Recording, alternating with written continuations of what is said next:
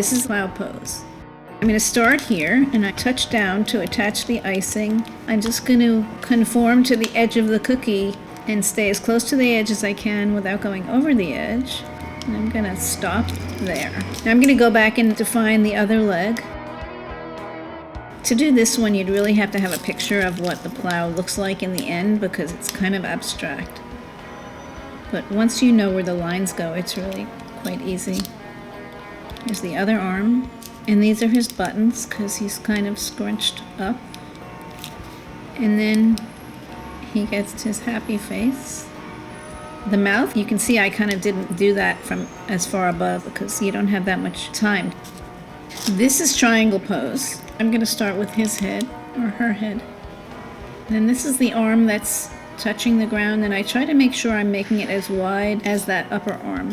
Now I'll go back to the top and outline the upper arm. Again, I'm letting it drop, and then I'm touching down when I need to make a turn. Now I'm going to make sure that there's a little foot there, and then here's his other foot.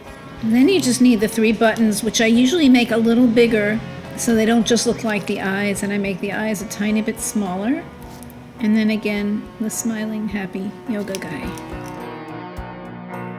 This is tree pose, which is a balance pose, and I'm going to again start with the head, touch down, and this is going to be one of the hands. Make sure that you do the hand so it just goes about halfway across, and I'll do the other hand, and try to get as close as I can to the first hand without touching.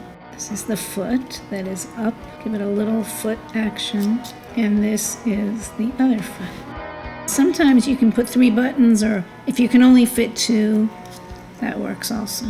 And smaller eyes and the mouth. This is a Lotus pose, which I think is kind of like the star of all the poses. There's the head. His hands are kind of balanced on his knees, so that's one arm and the other arm. Try to stop in about the same place. Then we kind of try to make it look like his legs are crossed. And there's his other foot. And then again, the button's a little bit bigger than the eyes. And smaller eyes and the mouth.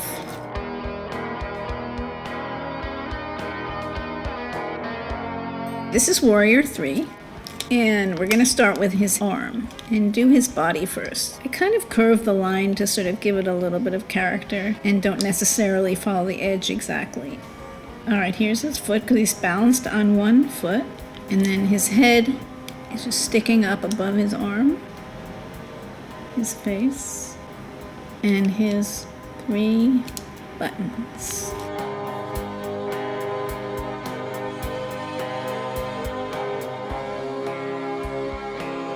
This is Down Dog. I'm going to start with his arm, go around to his leg, show his foot, and I'm going to stop there. Now outline his belly.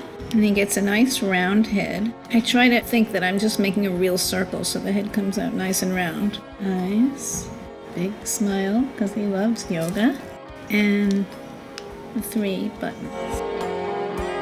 Okay, this one is Spinal Twist, which is a little harder than some of the others because it has a lot of interior decoration and is kind of abstract. We start with his head and then get this arm. Then we go back to the other side and get the other arm. And then finally the leg that's behind. And he looks like he's twisting around.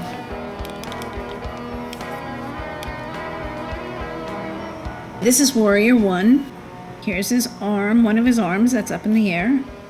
Then you go get his front and the leg that's forward. Then I go back and outline his head and his back, his lower back, and then his butt, and I touch down under the butt and then get the back leg. The other arm, his face, and his 3 buttons.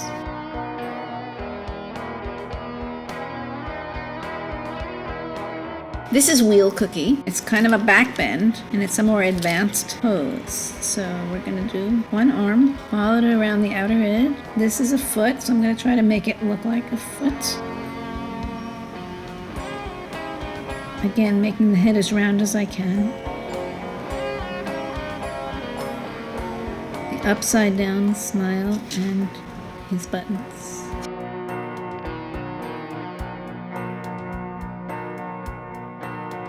The 10th one is Savasana, which is the rest you take at the end of class. Gets his head, the arm, outline the rest of the body,